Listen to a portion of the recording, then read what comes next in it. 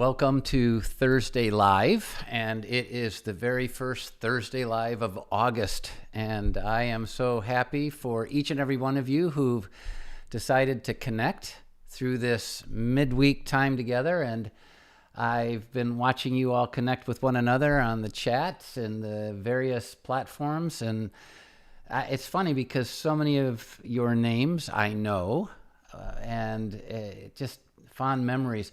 John Parker's on here. Hey, John, I just want to say hello. John used to be on my team years ago and a big part of Northridge for so many years. It's so much fun to have memories associated with so many of you. And I just want to say hi, whether I've ever met you or not, whether this is your first time to Thursday Live or not, whether you've been a part of the Northridge family forever, or you're not a part of the Northridge family. Thursday Live is just a time to break away for a few minutes midweek when all the gravity's on us and all the things and challenges that we face are ever present, and to just forget about them for a couple of seconds and to focus on something encouraging.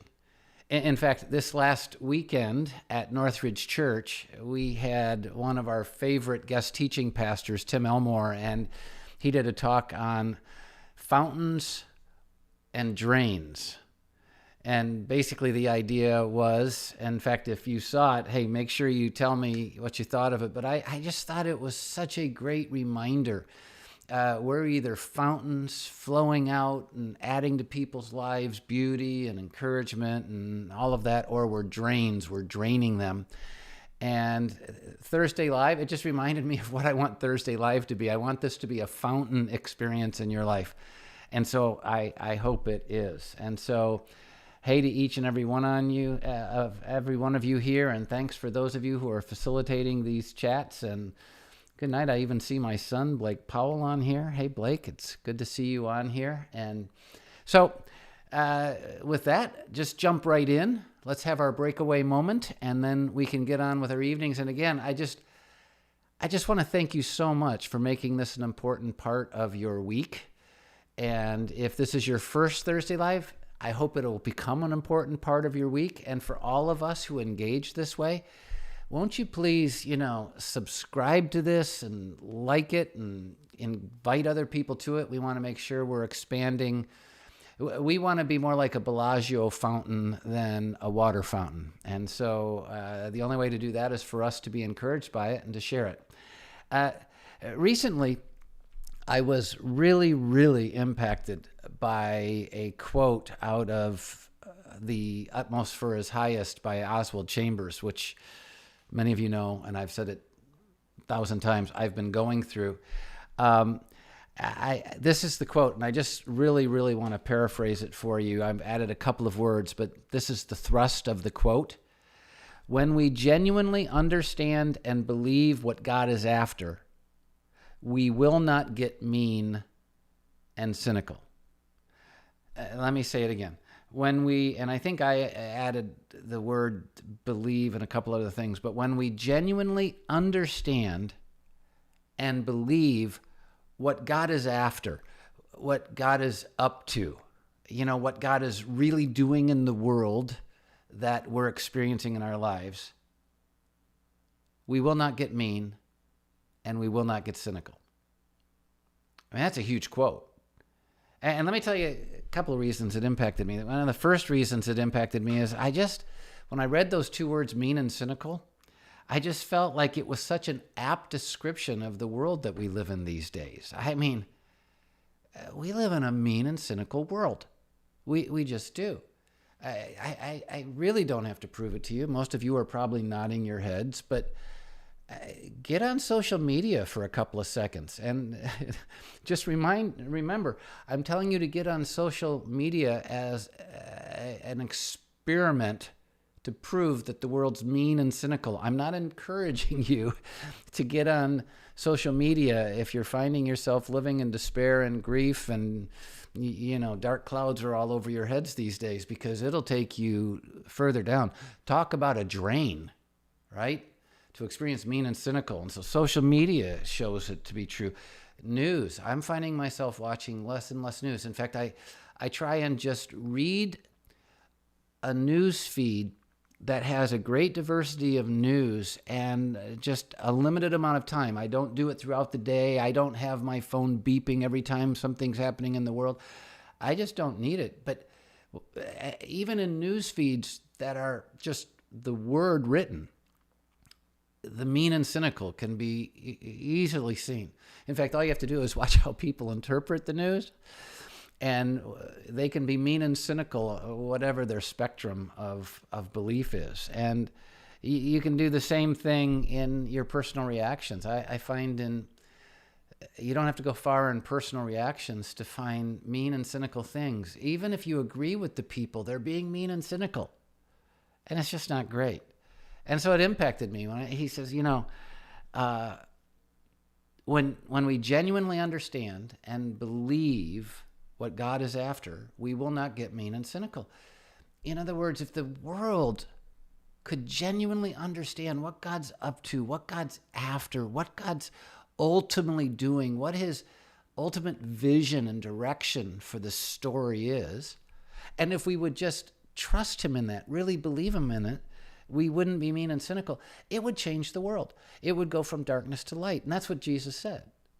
When you really understand what God's up to, when you really believe, when you really know him, you'll be the light of the world. You'll no longer be contributing to the darkness. And let me tell you now the sad side of this. It's easy for me to talk about how it's apt for the world. It's an apt description for what the world's like, and all those bad people on social media and all of that. But let me just tell you that I find that it's often an apt description for me. I mean, I too can become mean and cynical.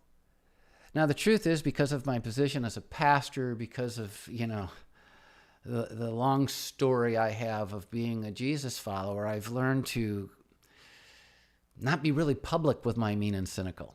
It's not like I'm going to do this on the platform at Northridge Church. It's not like I'm going to do this here on Thursday Live. It's not like I'm going to go on social media and my Twitter account or my Instagram account or my Facebook is going to become filled with all kinds of mean junk and cynical junk. But I know who I am on the inside, and those who are closest to me can see the more jaded natures, and even when my intensity turns from a positive intensity to a meanness, and it can happen so quickly, it can be an apt description of me, mean and cynical. And it's amazing how I can go from 0 to 100 in this so quickly. And I'll just give you examples. It happens in ministry. It's happened in ministry ever since I've been in ministry. This is where I can tell some stories, I guess. But the very first church I pastored, I had been an assistant pastor for a while in Rhode Island, and it was a privilege to be there. But when I left there, I became a senior pastor for the very first time in a little teeny church, not that far, really, from where Northridge is today. A little teeny church called Andersonville Community Church. And it was a really, really, really small church of 18 when I went. It did get up to, close to 100 within the 6-month period that I was there. But I'm just going to tell you,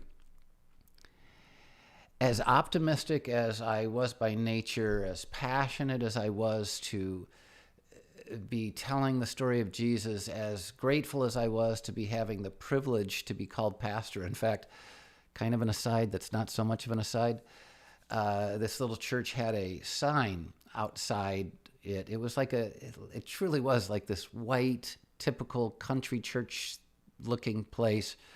And it had a sign out front. And when I became their pastor, they had written on there, Pastor Brad Powell, or Brad Powell Pastor. And I remember going out quite often and looking at that going, I can't believe that I get to be the pastor of a church. I mean, it was such a positive, exciting, affirming experience for me. But boy, did that change quickly, because it was filled. There was a reason this church was only 18 when I went. It was a mean and hostile community. No one wanted to go there. They talked about the love of Jesus. They hadn't experienced it in a long time from my experience. It was awful. And Roxanne and I showed up and we started doing ministry in new ways, and new people started coming in. It was just a beautiful thing.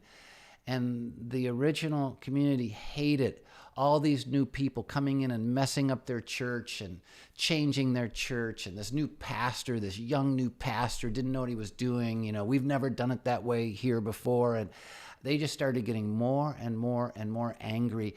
And it started getting more and more and more obvious. It went from covert to overt. And just long story short, and if you've known me a long time, you've heard some of these stories, but they started doing these secret meetings with the people who were members of the church, the 18 and the people who hadn't come forever, to vote me out. And I remember having an elders meeting one time, and they said, we've decided that all you can do is speak. You can have no more influence and all this. And it was awful. And the hostility and the meanness, and they were taking it out on Roxanne. And so I just, I prayed a lot about it, got a lot of counsel, didn't believe I was called there for a long-term ministry, so I wasn't going to blow the place up, and I just resigned. This will give you a sense of these people. I resigned. There were people crying that had just recently come to faith. We had just baptized 18 people. There were new families in this place. And one of the elders got up and prayed to end the service and thanked God for answering their prayers. That afternoon, can you believe that's gross? That afternoon, I got a letter from a couple that said, we'll give you $3,000 personally if you'll stay and be the pastor. We've been looking for a church for a long time, and we want you to be our pastor. And of course, I couldn't do that. And then one of those elders came over to our house and had the gall to say, we'd be glad to help you move out of our parsonage. And just want you to know, you're one of the best speakers I've ever heard, but you're one of the worst pastors. And I have to tell you, man, I got from 0 to 100, mean and cynical real quick. I threw up my hands and said, I don't need this. It was in those moments I wanted to quit the ministry. It was easy. And I was in those moments failing to understand and believe in what God was after, what God was up to. I forgot. I was looking at these people, not at God, not what God was up to, but what these people were like, and it just peeved me. Same thing happened, in the early days of Northridge. I'll never forget. My dad got all the tapes. Back then they were tapes. It wasn't online. There was no online. But the church sent him all the tapes of my messages. And I'll never forget getting a call from my dad. And he was saying, son, I'm really concerned for you. And I said, what? And he goes, I just listened to your last talk. Called them sermons back then. And I'm going to tell you, I don't know what it was, but it was the angriest messages I've ever heard you preach. Why were you so angry, and why were you taking it out on the people? And what he didn't know is that just before I got up to speak, someone literally grabbed me by the tie and, called me a bad name and said, we know what you're doing. And I just went after it. And then in that moment, I had to go up and speak. And I became mean and cynical in my sermon. It defined me, because in that moment, I wasn't understanding what God was up to. I wasn't believing and trusting in what God was up to. I was PO'd at what this person just did, and I was preaching that way. So it's not just an apt description. I understand how so many people, so many of us, are mean and cynical on social media. I understand how we get there. I do get there. But it's a clear indication that we're not understanding what God's up to. We're not focused on what God's up to. We're not trusting in what God's doing. We're getting messed up by people. And that's what Thursday Live's all about. We need to break away and refocus on what God's doing, on what God's up to, and fire up our faith and trust in Him again.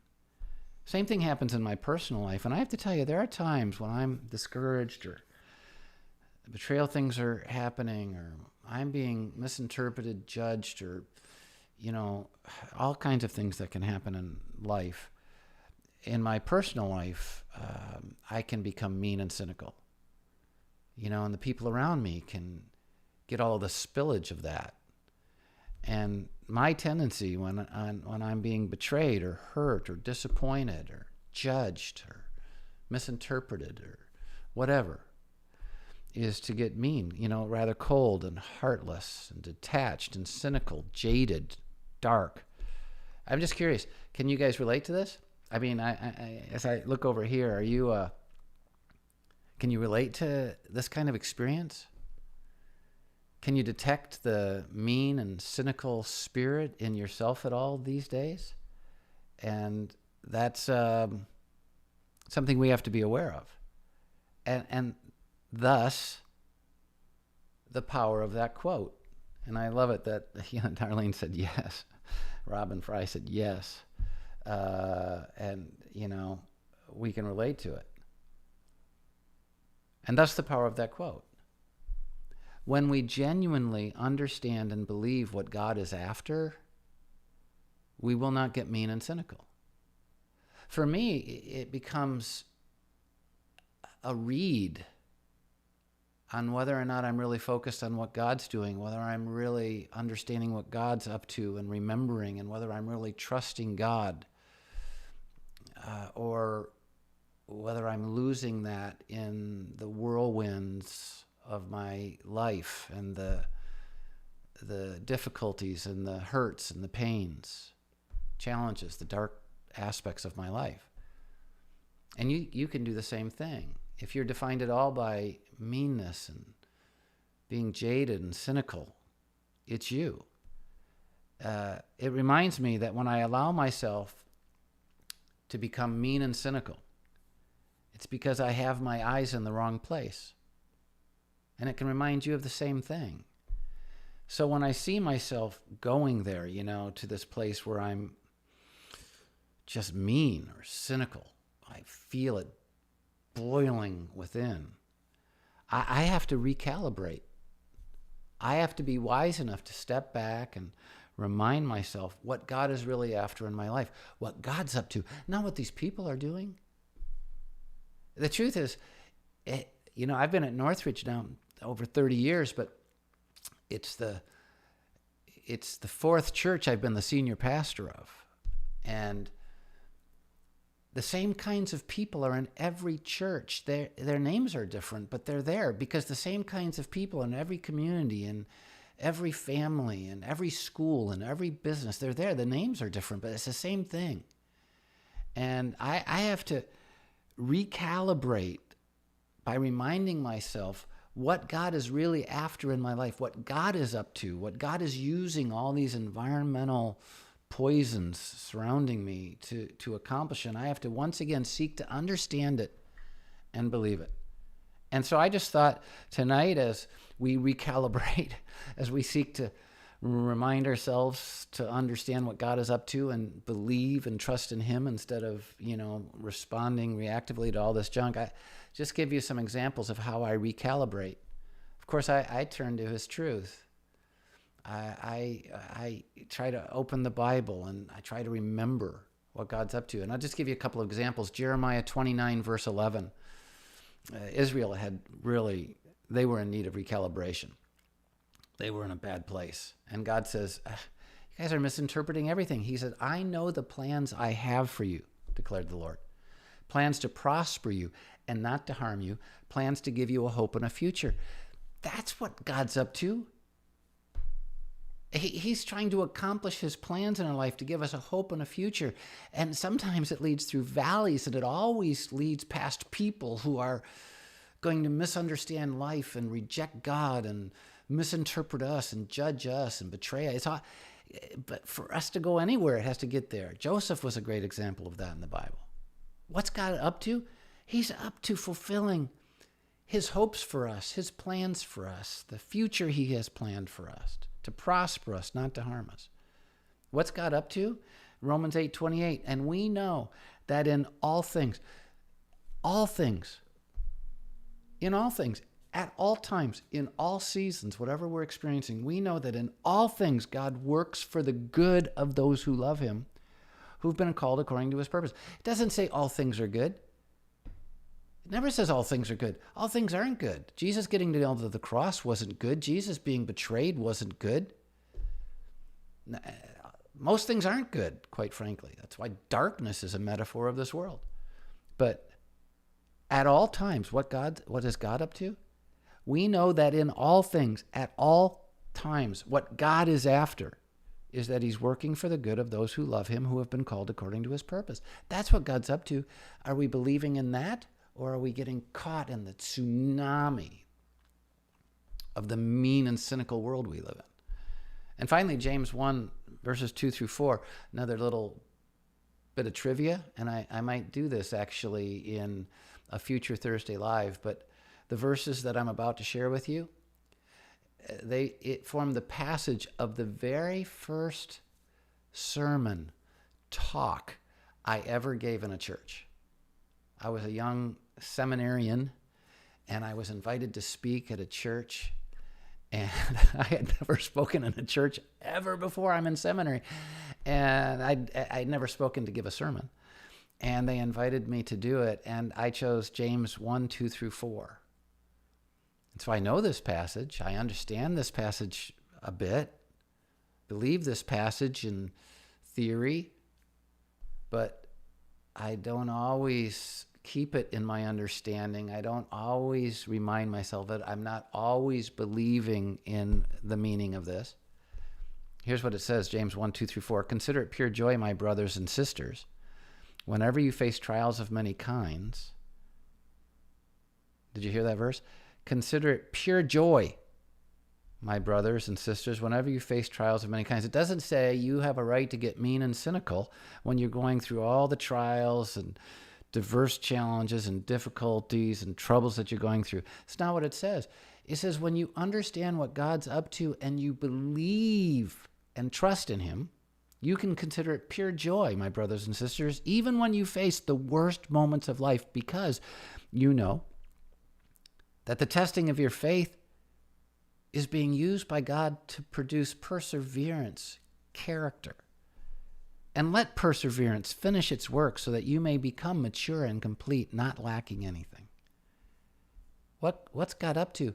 He's up to building us up, not tearing us down. He's up to good. He's up to fulfilling his plans, which are to give us a hope and a future. That's what he's always up to. But often we get mean and cynical because we're seeing what we see instead of focusing on him and trusting in him. I want you to remember it's not enough to know the truth about God. We have to genuinely understand and believe it. And when we do, we will not get mean and cynical. Not on social media, not in our personal lives, not in the way we lead at work or the way we work at work, not in the way we do family or life. On the contrary, we'll be more like Jesus. Light instead of darkness.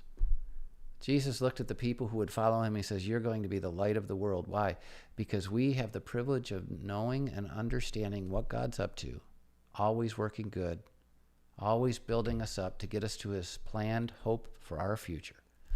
And when we believe it, we can live in constant sunshine no matter what storms are flooding our lives. And I have to remember that. And I want to encourage you to remember that. And this is why we do Thursday Live, to break away and have moments like this. All right. I talked a long time, and I hope it was encouraging and meaningful.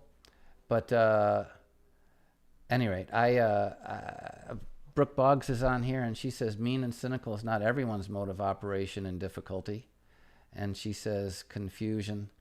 And Brooke, I appreciate you connecting with Thursday Live, and you're absolutely right. I'm basically saying that mine is.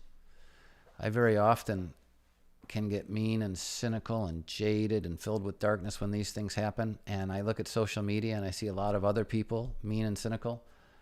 But if that's not your mode of operation and you're never mean and you're never cynical, man, that's awesome. And I'd never accuse you of doing that. So I appreciate you engaging that way. Sam Becker said, would love to have you find the notes on that first talk and preach it to us again and let us know how it impacts your life now compared to the young Pastor Brad. I think that'd be great to hear. You know, that's a great idea. I might have to see if I can find those somewhere. The pages of those notes would be very, very yellow. It's so long ago, but that would be cool. Keith North said, amen. I have to remember that he's building my resilience, even though I may hate this moment right now. Dead on. That's right. And hey, I was just reminded about Lincoln Cam for all of you who are joining us and are Lincoln fans. And you might not see him, but he's right here. Can you see him right here? And let me see if I can get him backed up a little bit. Come here, buddy. Come here. Come here. There he is. There he is. Come here, buddy. Come here. There you go, buddy. Lay. There. Now people can see you. Good boy. There's Lincoln and our Lincoln Cam. All right. Alicia said, thank you for the good reminders. Thank you, Alicia. Thank you, Pastor. Just what I needed from Darlene. And Augusta Simmons said, thanks for sharing. I definitely can relate when times get tough. Brooke Boggs said, never say never. It's just not an MO for all. Absolutely, Brooke. I appreciate you engaging the conversation. If you go back and watch this again, I never said it's the MO for all. I just said it seems to be an apt description for our world. You can probably agree with that. And I said it was an apt description for me. And then I asked, can you relate? And it looks like you can't necessarily, but I think a lot of people can. And again, this is why I like it. Very often, some things I say can be misinterpreted. One of the things I like about this forum is that we can connect this way. And I always go back and read all your comments, and I really try and engage. But Beth Elizabeth said, your dog is so cute. You Go Girl said, Lincoln with a bunch of hearts, and need a hat for Lincoln with a cam in it. Thanks, Lenny. That's awesome. All right, everybody. I really do appreciate you being here with me on Thursday Live. I appreciate the conversation and the engagement, and I appreciate people helping me to clarify as well. And Brooke, that's exactly what Brooks just said. Thanks for the clarification. Absolutely. Thanks for being a part of this. You're a faithful part of Thursday Live, I know, and Northridge. All right, I want to pray for you all before we say goodbye, and then we'll go on with our evening. But though we're going to go on with our evening, I hope you'll let these breakaway moments break into your life and help you to maybe shine a little bit more brightly. I'm certainly going to try. Pray with me. Father, thank you for these moments in time. I thank you for every single person who engages Thursday Live. I pray for you to give them grace. I pray that this would be a fountain time and not a drain time. I really do pray, God, that we would, shine a little bit more brightly because we're recalibrating our focus on what you're up to and refiring our faith and trust in you. And I just pray, I know we're all facing different things. I just really pray and ask you to touch people's lives, encourage them, give them the grace that's sufficient. And thank you for that. I pray that as we, turn off the iPads and the computers and YouTube and Facebook Live and go on with our life, that you'd help us shine a little bit more brightly like Jesus. Help us to be what you called us to be, the light of the world. And I'll thank you for it so much. In Jesus' name, amen. All right, I had another comment that said, sometimes mean and cynical comes from the fact that we want to change our circumstance, but God wants to change our character. And man, that's the truth. God's working. That's what I think James 1:2-4 is saying. God's trying to work on our character. And I don't like it when he's working on me inwardly at times. That's how I respond. And that's a great, great comment. Wayne Curtis, thanks, Pastor, and we love you. Love you back, Wayne. Thanks for being a part of this. I appreciate every single one of you. I hope you'll share this with a bunch of people. Get people to subscribe to our YouTube channel or follow our Facebook Live, and make sure you encourage people to be part of Thursday Live. If you're a part of Northridge, don't miss this weekend. Really excited. One of our campus pastors, Jeff Black, is going to be on the platform and giving a talk. He's the campus pastor for Northridge Brighton. And it's going to be a really, really great weekend. I got to watch the talk this afternoon, actually, and I really think it's going to be a positive experience for all of us. So I hope you come. But if you're not a part of Northridge, connect with a church. We all need to gather together and be fired up, because when we're with other believers who are shining as light, it makes us shine a little bit more brightly. Thanks again. Hope to see you next week for Thursday Live. But until then, have a great week from Lincoln and me. See you later.